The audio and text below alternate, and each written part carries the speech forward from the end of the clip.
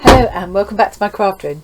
It's time for week 6 of my Boho Bunting. This was last week's, week before, week before, week before, week before. I'm really happy with how it's coming together. Really enjoyed doing the shisha embroidery with the mirrors last week, and I'm loving the tassels. We'll definitely be doing more tassels and more mirrors as the weeks go on. This is halfway through. I'm only planning to do 12 weeks because I think that will just give me just enough to hang up in this room. As I've said before, if I'm really loving it, I might carry on and do a bit more, but that's the plan. Now this week I'm going out on a limb a little bit.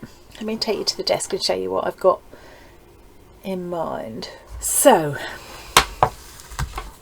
as you'll know if you've been watching these Boho Bunting videos, I've been using the scrap packs from Bazaar. I still say they should be called treasure bags, not scrap bags, because they're just full of treasures. So I've got a mixture of silks and cottons and heavier kind of brocades and things like that. And I keep those in the sari bags like this that they came in. I've also got all these little bits and bobs and doodads that came in scrap bags, and some other bits and bobs from my stash, and mixed in amongst all of this mess that is starting to develop here is a bundle of sari ribbon that I also got from Bazaar, but I bought it separately, it didn't come in the scrap packs. This week what I'm going to do is use the one thing that I can honestly say I didn't like in the scrap bags when they came, which was this kind of piece of an artificial, it's like a cheap polyester fabric flower. I looked at it and thought, what on earth am I going to do with that? So this week I have challenged myself to make use of this. If it doesn't work out, it'll be going in the bin and I'll do something different, but I'd love to try and make this work somehow. So I've cut now, so far every other week I've picked one of my 5 basic pennant shapes, then one of my 5 applique shapes, and then my 5 basic steps. This week it suddenly occurred to me that I haven't got this shape. So what I did was I cut a rectangle, and then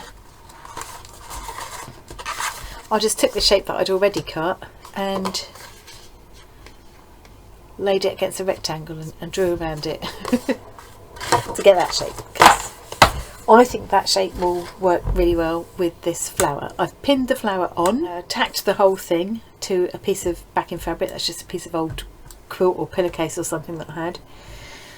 And all I've done is pin this flower on. I don't think I'm going to do an awful lot in the way of background embroidery. I decided to, again, departing from what I've done before, normally I pick my pennant shape and then divide it up into 2 or 3 or 4 pieces according to this kind of basic plan.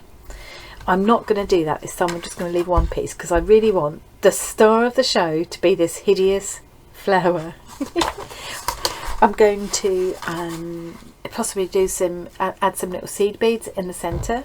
I did get some seed beads in the scrap bags. Let me see if I can dig those out easily. So some little brass ones and kind of goldy colour ones and clear ones and black ones there. Or I might just pull some seed beads out of my stash because I've got loads. And then I'm just going to have a cluster of seed beads in the middle. I thought about doing a mirror again, but I've done mirrors 2 weeks running, so and then do some kind of radiating decorative stitches until this looks like it's all part of this background fabric, and then I will make another tassel to go here. So that's my plan. So this is a really, really, really quick video because I just wanted just to show my starting point. And then I'm not going to worry about showing you how I make the base and stuff because I've done that before. I will put my decorative stitching on, and then I will come back tomorrow or the next day and show you how it all turned out.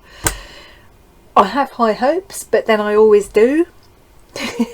Let's see how it actually works out. And whether or not you're following along and making some boho bunting of your own, I challenge you to take something you think is ugly or something you really don't like and turn it into something you love. Turn it into something beautiful. Turn it into something you love to look at.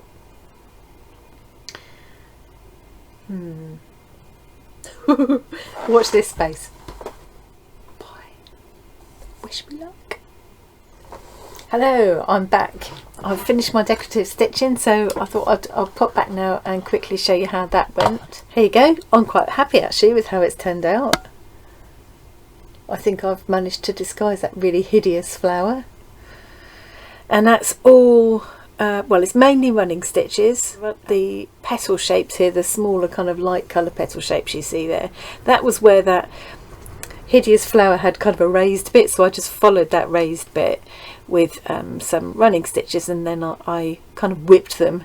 I just went around and around them with the same colour thread, just to kind of make it a bit more obvious. There's some sort of single chain stitches there, and some French knots in the middle, and some tiny little kind of seed stitches. Let's see if I can oh, that's a better look. Yes, I'm actually really happy with it now. That hideous flower that I almost put in the bin when it arrived, because I thought, look, this doesn't fit in with everything else. I just really don't like it. So yeah, all I've got to do now is put my backing on and make my dangler.